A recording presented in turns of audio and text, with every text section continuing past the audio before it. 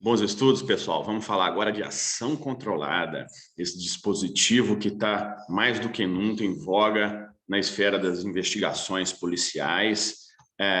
E, nesse sentido, eu vou apresentar aqui não só as leis que contemplam esse dispositivo, tais como a Lei de Drogas, Lei da Associação Criminosa, Lei de Lavagem de Dinheiro, todas elas contemplam dispositivos que inseriram no nosso ordenamento jurídico a ação controlada. Depois vamos passar a timeline das ações controladas, vindo lá da Convenção de Viena, de 88, esse primórdio, depois passando em 95 pela Lei das Organizações Criminosas, depois referendada pela Convenção de Palermo, legalizada no Brasil em 2004, sendo que a convenção foi de 2000. Veio a Lei de Drogas, 2006 também, expressamente prever esse procedimento, e a lei de lavagem de dinheiro. Então, assim, cada lei tem suas peculiaridades, que eu vou abordar aqui para vocês. Então, justamente, o que é a ação controlada? É uma estratégia investigatória que retarda, por exemplo, flagrante. Vamos supor que tenha sido decretada uma prisão de um determinado indivíduo que faça parte de uma organização criminosa. Então, se essa prisão ela for efetivada naquele momento, e esse for o entendimento do núcleo investigatório, seja qual for, Polícia Federal, Polícia Civil, entre outros, então, essa prisão, apesar de, na hipótese, já existir um mandado de prisão, então, o que acontece?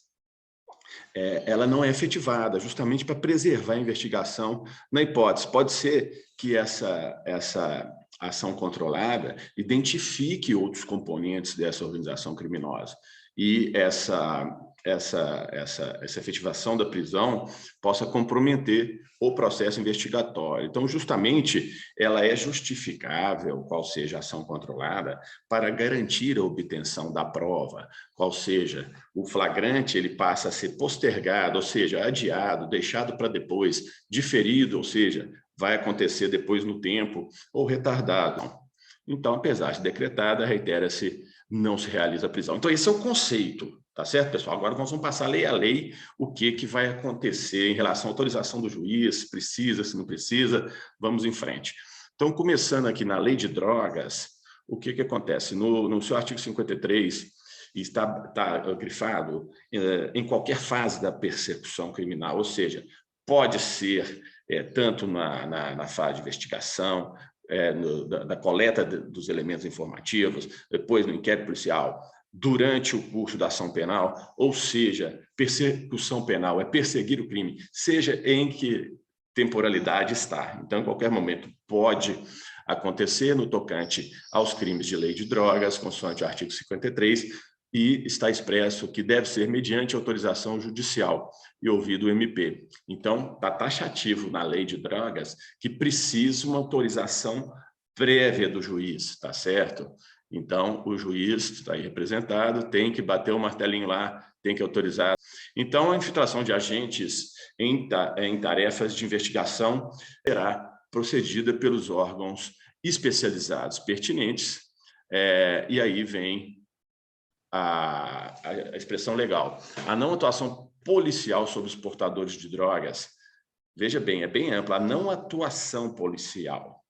Seus precursores químicos ou outros produtos utilizados em sua produção que se encontram em território brasileiro, com a finalidade de identificar, eu grifei, com a finalidade e responsabilizar maior número de integrantes de operações de tráfico e distribuição, sem prejuízo da ação penal cabida. Então, está claro na lei o objetivo da ação controlada na lei de drogas. Então, tem uma finalidade precípua, qual seja, dentro dessa tratativa, desse processo delituoso do tráfico, então vai ocorrer um retardamento da atuação policial, sem prejuízo da ação a posteriori, ação penal.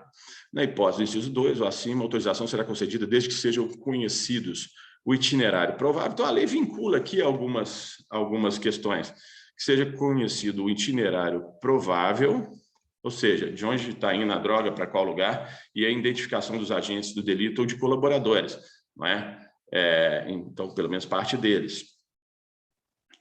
Então, dentro disso, eu quero salientar também que no informativo 680 do STJ tem uma certa mitigação também, tá? Então, a regra, se perguntar na sua prova, de acordo com a lei de drogas, então é isso que está em cima. Mas se falar de acordo com o entendimento do STJ, então a forma, mesmo que a autorização judicial seja prevista, que é o caso aí que nós vimos no artigo 53 da lei 11.343, não autoriza de forma automática a declaração de validade da prova. Pode ser, mediante as circunstâncias, teve que ser tomada a decisão ali naquele time da investigação, como exceção. Então, o STJ já deixou aqui o gancho, tá certo? Mas a regra, de acordo com a lei, é ter a autorização judicial prévia, ouvido o Ministério Público. Passando agora para a ação controlada na Lei de Associação Criminosa, 12.850/13. Então, vem a ação controlada, prevista na Lei de Associação Criminosa, consiste em retardar a intervenção estatal para que ocorra no momento mais eficaz do ponto de vista da formação de provas e obtenção de informações. Então, vem na mesma linha, a redação é um pouco diferente, mas dentro do mesmo conceito, qual seja retardamento da intervenção estatal para que seja feita em um momento mais oportuno, visando a preservação da formação de provas e obtenção de informações que sejam benéficas àquele procedimento investigatório, independente de autorização. Então, aqui, gente, vamos fixar nesse ponto. Lei de Associação Criminosa, Lei 12.850, independe de autorização, bastando a mera comunicação prévia do órgão de investigação, normalmente é feito pela Polícia Civil ou Polícia Federal, a autoridade judicial, né? Ressaltando os casos também de atuação administrativa, como, por exemplo, de órgãos da Receita, por exemplo, e ligados ao fisco. Então, eu selecionei aí um julgado que passou no STJ justamente nesse sentido. Então, foi ingressado um habeas corpus, né, possibilidade de apoio a agentes de inteligência e investigação. E eu grifei aí, desnecessidade de autorização judicial prévia para ação controlada, comunicação posterior que visa proteger o trabalho investigativo. Então, não precisa de uma autorização do juízo, uma mera comunicação é suficiente. Depois, vai ser remetido para o juízo um relatório circunstanciado pela autoridade investigatória, a fim de que cumpra aí o ditame legal. Então, vem o artigo 8º da Lei de Associação Criminosa. Consiste a ação controlada em retardar a intervenção policial ou administrativa, por exemplo, como nós dissemos aí, os fiscais da Receita, também do Ministério Público, relativa à ação praticada por organização criminosa ou a ela vinculada. Então, aqui, o cabimento o crime tem que estar sendo praticado por uma associação criminosa, para poder valer esse dispositivo. Se o crime tivesse sido praticado por uma pessoa, ou está sendo praticado por uma pessoa, logicamente não se aplica esse diploma jurídico. Desde que mantida a observação e acompanhamento, que é a premissa da ação controlada, para que a medida legal se concretize no momento mais eficaz a formação de provas e obtenção de informações. O retardamento da intervenção policial ou administrativa será previamente comunicado, vou repetir, comunicado ao juiz competente. Na Lei de Associação Criminosa, reitera-se, cabe apenas a comunicação ao juiz competente. Então, está lá o juiz, e o juiz, se for o caso, estabelecerá os seus limites, se for o caso. Quer dizer, aí já deixa por conta de uma discricionariedade. E comunicará ao Ministério Público, então, bastando, portanto, uma mera comunicação prévia ao juízo, não vincula necessariamente a autorização do juízo, e depois apresenta um laudo só para justificar. Também para justificar que não houve, no caso, um retardamento doloso, não é? Essa é a preocupação do legislador, que não haja uma não investigação por fatores alheios ao interesse, melhor interesse da própria investigação. Ou seja, um retardamento porque, na eventualidade, não se quer incriminar aquela pessoa. Então, por isso que tem que ser depois remetido ao juízo um detalhamento dessa necessidade para que não se opere ou se iniba um retardamento doloso e fraudulento do processo investigatório. A comunicação será sigilosamente distribuída, é claro, deve ser sigilosa, porque se o objetivo é controlar sigilosamente algum fato, no caso, pela lei de associação criminosa, também vai correr em sigilo esses deferimentos, esses documentos, essas tratativas, esses protocolos, vamos dizer assim, inerentes a esse instituto, qual seja, da ação controlada, de forma a não conter informações que possam indicar a operação a ser efetuada. Então, tudo aí com o cadeado fechadinho, sigilo. Até o encerramento da diligência, o acesso dos autos será restrito, então, apenas mesmo ao juiz, ao MP e ao delegado de polícia, como forma de garantir o êxito das investigações, justamente contra qualquer tipo de vazamento que possa, enfim, alertar e prejudicar o êxito / andamento das investigações. Ao término da diligência, elaborar-se-á auto circunstanciado acerca da ação controlada. Se a ação controlada envolver transposição de fronteiras, aí no caso envolver, logicamente, país externo, estrangeiro ao Brasil, o retardamento da intervenção somente poderá ocorrer, veja bem, nesse caso eu grifei até de vermelho, não é? É um ditame objetivo da lei de associação criminosa, somente poderá ocorrer, quer dizer, está vinculado com a cooperação das autoridades dos países que figurem como provável itinerário ou destino do investigado. Então, por exemplo, se tiver uma quadrilha no Paraguai e Brasil, então tem que haver envolvimento das autoridades paraguaias também. Então, está aí, tem que haver mãos dadas dos investigadores, de modo a reduzir o risco de fuga e extravio do produto, objeto, instrumento ou proveito do crime. Senão, pode cercar aqui no Brasil, quando chega lá do lado de lá da fronteira, não acontece nada. Então, o legislador, ele realmente se preocupou com isso. E, então, eu selecionei também um julgado do STJ, ação controlada, não necessita de autorização judicial. Nesse rumo vem o STJ versando: a comunicação prévia ao Poder Judiciário, seu turno visa proteger o trabalho investigativo de forma a afastar eventual crime de prevaricação, ou seja, o retardamento doloso, bem como infração administrativa por parte do agente público, o qual responderá por eventuais abusos que venha a cometer. Aí já faz o link, o abuso de autoridade, que nesse caso, aplicável. Agora, vamos falar da ação controlada na lei de lavagem de dinheiro, já a terceira lei que entra com esse dispositivo, já vista a sua suma importância, não é? O legislador reitera em várias leis a questão da ação controlada, com suas peculiaridades. Então, inserido pelo pacote anticrime, justamente para apuração do crime, admite-se utilização da ação controlada e infiltração de agentes, não é? Nessa linha, para apuração do crime de que trata esse artigo, qual seja crime de lavagem de dinheiro, admite-se a utilização da ação controlada e da infiltração de agentes. Então, estou dando toquezinho na infiltração de agentes também, nós vamos em outro vídeo do canal abordar esse tema, mas aqui estamos com foco na ação controlada. Artigo 4º da Lei de Lavagem de Dinheiro.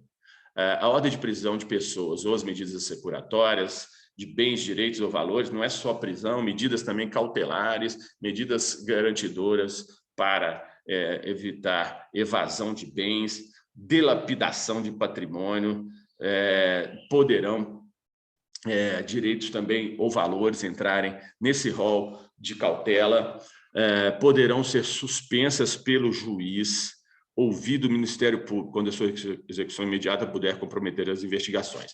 Então, na lavagem de dinheiro, também, em regra, tem que ser ouvido o juiz antes. Só na associação criminosa que não. Lei de drogas, sim. Lavagem de dinheiro, sim. Associação criminosa, não. Lei, não estou falando de jurisprudência, nem entendimento do STJ, porque aí pode ser mitigado essa obrigatoriedade de ouvir o juiz. Tá? Mas se vier para você só uma pergunta, o texto de lei, ou você estiver dentro do processo defendendo essa tese, logicamente, você, na hipótese, vai, através de uma consulta de um advogado, talvez, ir por essa tese, tá certo?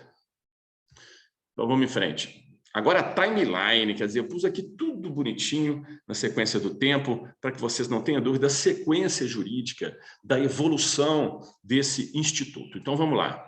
A Convenção de Viena, de 88, que foi introduzida no ordenamento jurídico brasileiro em 91, ela veio justamente ser o primeiro tratado multilateral, introduziu o nosso ordenamento jurídico, cujo fulcro da Convenção de Viena era o combate justamente ao tráfico de drogas e lavagem de dinheiro, estabeleceu o conceito de entrega vigiada, que é uma das espécies de ação controlada, já na Convenção de Viena.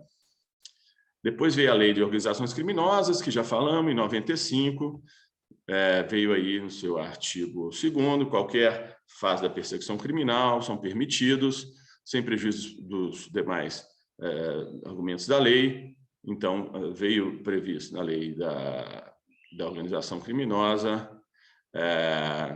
já falamos, no momento oportuno vai se efetivar as medidas. Veio a Convenção de Palermo, que ingressa no ordenamento jurídico brasileiro em 2004, cujo seu escopo foi o combate ao crime organizado, transnacional. Também estabeleceu a adoção da ação controlada por meio de entrega vigiada. Então, a Convenção de Palermo também veio, aí no seu artigo 20, justamente, tem-se, se os princípios fundamentais do seu ordenamento jurídico nacional permitirem, cada Estado-parte, tendo em conta suas possibilidades, em conformidade com as condições prescritas no seu direito interno, adotará medidas de entregas vigiadas, quando considera adequado, recursos e outras técnicas especiais de investigação. Então, já abriu aí também esse caminho, e a Lei de Drogas de 2006 veio expressamente, no artigo 53, como dissemos, preservou o referido instituto mediante autorização prévia judicial, não é? Retratamento. A autorização será concedida se seja conhecido o itinerário provar a identificação dos agentes. Já falamos disso. E agora, por fim, a Lei de Lavagem de Dinheiro, nessa timelinezinha nossa aqui, então veio em 2012, acrescentou o artigo 4º, instituiu-se uma nova modalidade de ação controlada. A ordem, justamente, de prisão de pessoas ou as medidas assecuratórias podem ser retardadas desde que comprometam a investigação. Então é isso, pessoal. Quem quiser um mapinha mental, é só clicar embaixo que será enviado para vocês. Ótimos estudos e vamos participar aí, comentem aí, dê o like, divulguem o canal, que o propósito é um propósito colaborativo com aqueles operadores do direito, concurseiros, esses batalhadores que diuturnamente estão aí em prol dos seus objetivos. Hoje é domingo, e aquela sociedade civil, todos aqueles que se interessarem pela temática do direito penal. Os mapas mentais, realmente, eles, quando eu trouxe para o Brasil, há uns 15 anos atrás, eles sintetizam muito bem, eles dão uma clareza na informação, a informação é limpa, a informação é fácil, ela tem as figuras, as cores, tudo isso vem no compasso da neurolinguística também, para corroborar, contribuir com a absorção e a memorização mais eficaz, mais rápida. Então, dentro disso, eu me despeço de vocês e desejo sucesso nos seus projetos. Um grande abraço.